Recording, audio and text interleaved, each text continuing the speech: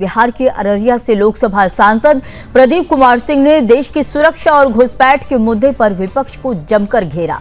उन्होंने एसआईआर और रोहिंग्या की अवैध घुसपैठ को गंभीर राष्ट्रीय खतरा बताते हुए सख्त कार्रवाई की मांग की है। सांसद ने कहा कि सीमावर्ती इलाकों में रोहिंग्याओं की बढ़ती आबादी न केवल सुरक्षा के लिए चुनौती है बल्कि सामाजिक संतुलन को भी बिगाड़ रही है।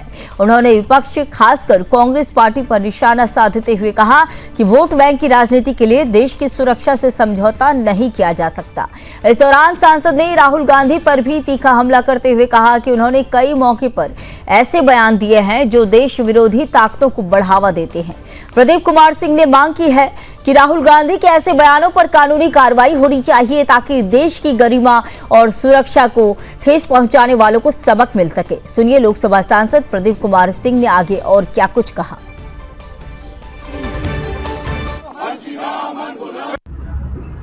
एसआईआर के मुद्दे को लेकर विपक्ष लगातार हंगामा करता हुआ नजर आ रहा है। इसी पर हमारे साथ बातचीत करने के लिए लोकसभा सांसद हैं प्रदीप कुमार सिंह जी।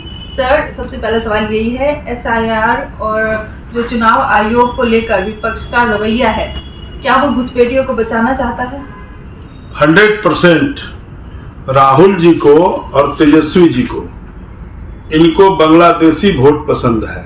अगर देश के बाहरी लोग अवैध तरीका से बांग्लादेशी या रोहिंग्या इस देश में रहता है तो उस वोट से भी यह सत्ता इसको प्राप्त होना चाहिए, यही इनकी मानसिकता है।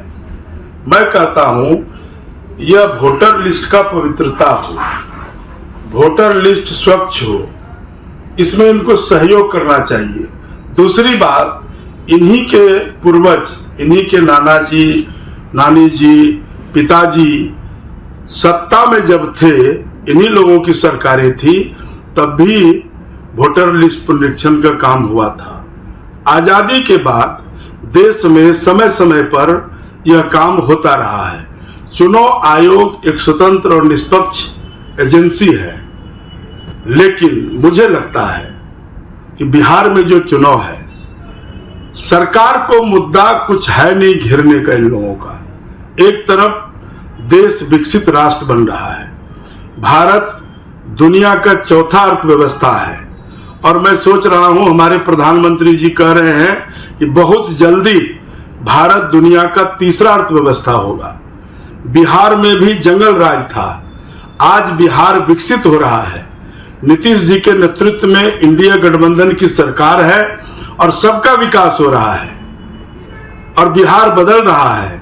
तो इन लोगों को लगता है कि हम सत्ता में नहीं आ पावे तो फिर नहीं आ पाएंगे, इस नाते ये लोग मतदाता को फिर से एक बार भ्रम फैला करके दिग्भ्रमित कर रहा है।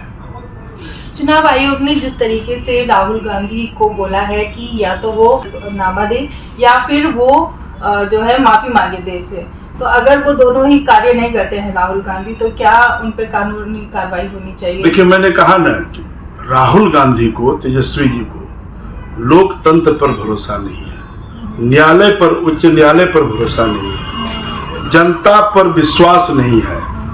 इनको झूठ बोलने, भ्रम फैलाने, मैं कहता हूं देश संविधान से चलता है, कानून से चलता है, इनको किसी पर भरोसा ही नहीं है। इस नाते उलूल जुलूल बातें करके गुमराह कर रहा है। लेकिन मैं कह रहा हूं कि लोकसभा के अंदर झूठ बोला कि आरक्षण खत्म हो जाएगा, संविधान खतरे में हो जाएंगे, तो इस बातों का कितना असर पड़ा? 4 सीट तो लालू जी को है बिहार में। इसलिए राहुल जी को चुनाव आयोग कहे हैं तो निश्चित रूप से उनको हल्फनामा देना चाहिए, अन्यथा उस पर कानूनी कार्रवाई होनी चाहिए। धन्यवाद सर। ये थे हमारे साथ बिहार से लोकसभा सांसद प्रदीप कुमार सिंह। कैमरा पर्सन चंदन के साथ मीनाक्षी, श्रीराम सुदर्शन न्यूज।